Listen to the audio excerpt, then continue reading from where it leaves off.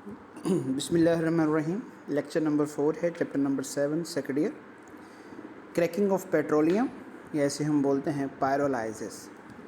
जैसा कि previous lecture में हमने डिस्कस किया था कि पेट्रोलियम की जब फ्रैक्शनल डिस्टिलेशन करते हैं तो वहाँ से हमें गैसोलीन मिलती है, और उस गैसोलीन को हम यूज़ करते हैं ऑटोमोबाइल्स के अंदर एज अ फ्यूल के तौर पर। क्योंकि हमारी गैसोलीन की डिमांड ज़्यादा है और प्रोडक्शन कम है, 20% तक जो है वो गैसोलीन हमें वहाँ से मिलती है पेट्रोलियम की फ्रैक्शनल डिस्टिलेशन से।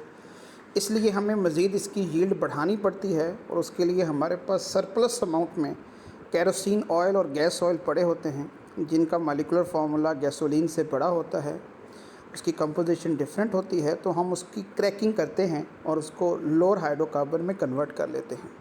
इसी प्रोसेस को हम क्रैकिंग बोलते हैं, जिसके लिए हम कैटलिस्ट और हीट यूज़ करते हैं। तो क्रैकिंग की डेफिनेशन क्या होगी?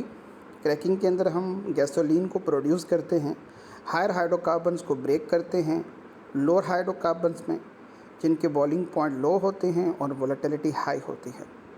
तो the process in which breaking of higher hydrocarbons having high boiling points and low volatility into lower hydrocarbons having low boiling point and high volatility in the absence of air and presence of catalyst is called cracking.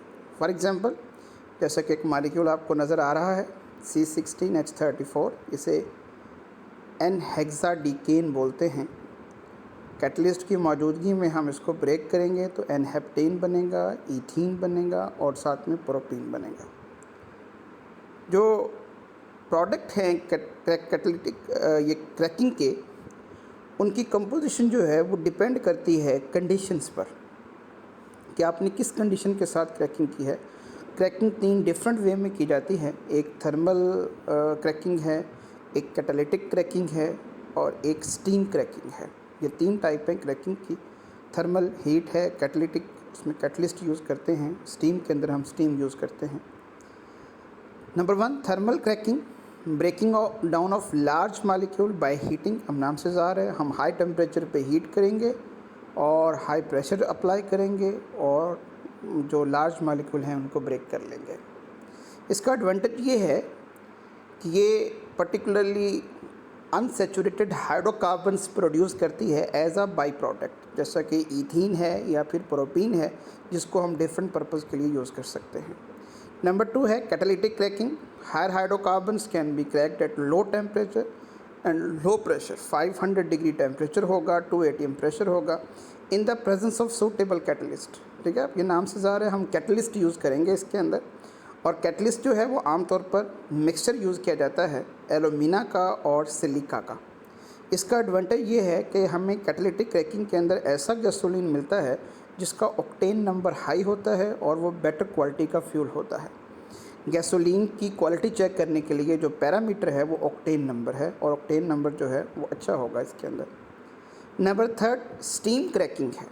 In this process higher hydrocarbons in the vapour phase are mixed with the steam, और उनको heat करेंगे for short duration to about 900 degree Celsius, और rapidly उसको cool कर लेंगे तो वो crack हो जाएंगे और हमारे पास हायर मालिकुलर लोड हाइड्रोकार्बन्स के अंदर कन्वर्ट हो जाएंगे, जिनकी वोलेटिलिटी हाई होगी, यानी वो गैसोलीन की कंपोजिशन में आ जाएंगे। इसका एडवांटेज भी यही है कि इसके अंदर हमें अनसैचुरेटेड हाइड्रोकार्बन्स मिलते हैं, जैसा कि इथीन है, प्रोपीन है, ब्यूटीन वगैरह हैं, जिनको हम डिफरेंट पर्पज़ के लिए यूज़ कर सकते हैं। कैटालिटिक ये जो क्रैकिंग है इसकी कुछ इम्पॉर्टेंस है। जैसे सबसे बड़ी इसकी इम्पॉर्टेंस यही है कि हम इसकी मदद से गैसोलीन की यील्ड को इंक्रीज़ करते हैं। 20% से उठा के हम अप टू 50% तक उसकी यील्ड को इंक्रीज़ कर लेते हैं।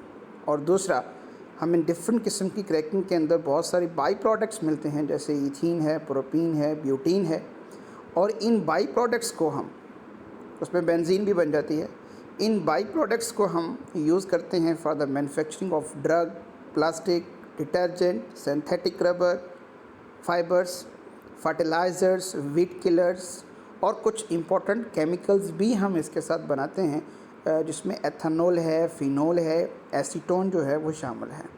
तो क्रैकिंग जो है उसका हमारा जो मेन थीम था वो था गैसोलीन की यील्ड को इंक्रीज़ करना। Thank you very much.